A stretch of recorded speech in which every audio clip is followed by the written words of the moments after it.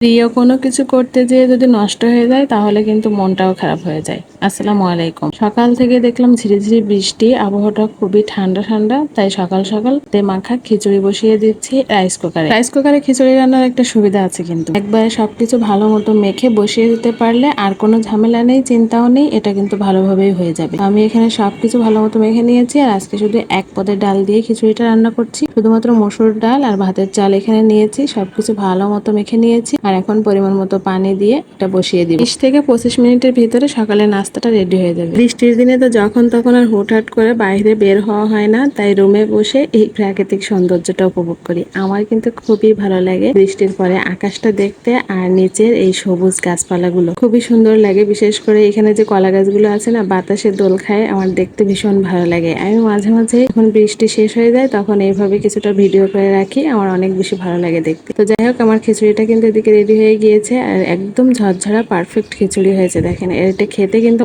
অনেক বেশি মজার ছিল। আর এই ধরনের খিচুড়ি আমার কাছে একটু পেঁয়াজ মরিচ দিয়ে ভাজা ডিমের সাথে খেতে অনেক বেশি ভালো লাগে। সকালে নাস্তা রেডি করে নিচ্ছি, খিচুড়ি নিয়ে নিয়েছি, সাথে পেঁয়াজ মরিচ দিয়ে ডিম ভেজে নিয়েছি আর একটু কাঁচা পেঁয়াজ নিয়েছি। ব্যাস এটুকুতেই হয়ে যাবে আজকে সকালের খাওয়া দাওয়া। আর এখন দুপুরে রান্না বান্না করবো ভেবেছিলাম, আজকে খুব প্রিয় একটা খাবার রান্না করব, কাঁচা কলা দিয়ে ডিমের তরকারি, হাঁসের ডিমের তরকারি। কিন্তু মনটাই ভেঙে গেল যখন দেখলাম ডিমের এই অবস্থা। ডিমগুলো সিদ্ধ করতে দিয়েছিলাম, ফাটা ছিল, আমি খেয়াল করিনি। কিছু সময় পরে দেখি এরকম হয়ে গিয়েছে। 3টা ডিম সিদ্ধ করতে দিয়েছিলাম, একটা মাত্র অক্ষত ছিল আর 2টাই এই অবস্থা হয়েছে। যাই হোক, কিছু তো করার নেই, রান্না তো এখন করে নিতে হবে। দেখে কিন্তু মনটা অনেক বেশি খারাপ হয়ে গেছে।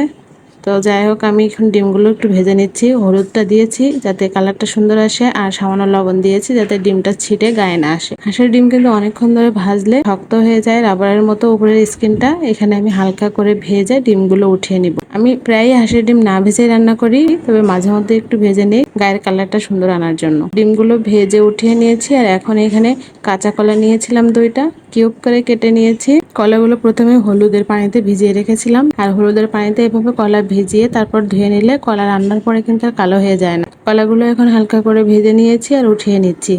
এরপর এখানে প্রয়োজনীয় সব মশলা দিয়েছি আর এখন এখানে শুকনো মরিচের গুঁড়া আর সামান্য একটু গরম মশলার গুঁড়া দিয়েছি। কাঁচা কলা রান্নায় আমি সবসময় একটু গরম মশলার গুঁড়া ব্যবহার করি, আমার কাছে খেতে ভালো লাগে। মশলাটা ভালো মতো কষিয়ে নিয়েছি, তেল ওঠা পর্যন্ত কষিয়ে তারপর আমি কলাগুলো দিয়ে মশলার সঙ্গে কলাগুলো ভালো মতো কষিয়ে নিচ্ছি। কলাগুলো কিন্তু ভাজার সময় 50% সিদ্ধ হয়ে গেছে। কলার তরকারি এমনিতে রান্না হতে অনেক কম সময় লাগে, তো আমি কষানোর জন্য একটু পানি দিয়ে দিয়েছি আর পানিটা দিয়ে কলাটা ভালো মতো কষিয়ে নিয়েছি। মাঝে মাঝে যখন মাছ খেতে একদমই মন চায় না, তখন কিন্তু ডিম দিয়ে এরকম মজার একটা রেসিপি তৈরি করে নেওয়া যায়। এটা কিন্তু গরম ভাতের সাথে খেতে অনেক বেশি মজা লাগে। তো এখন ডিমগুলো দিয়ে আমি কলার সঙ্গে ভালো মতো মিশিয়ে নিচ্ছি। ডিম সিদ্ধ করার সময় যদি ফাটা থাকে আর এভাবে যদি বের হয়ে আসে, দেখতে কিন্তু খুবই বিশ্রী লাগে। তো যাই হোক, কিছু তো করার নেই, তরকারিটা তো রান্না করে নিয়েছি আর এখন ভালো মতো কষিয়ে ঝোলের জন্য পানিটা দিয়ে দিব। প্রিয় কোনো কিছু করতে গেলে নষ্ট হয়ে গেলে তখন কিন্তু আসলে অনেক বেশি খারাপ লাগে। যাই হোক, এখানে ঝোলের জন্য পানিটা দিয়ে দিয়েছি আর 5-10 মিনিটের ভিতরে রান্নাটাও কমপ্লিট হয়ে যাবে। আর আজকের ভিডিও কিন্তু এই পর্যন্তই, কথা হবে অন্য ভিডিওতে। সে পর্যন্ত সবাই ভালো থাকবে।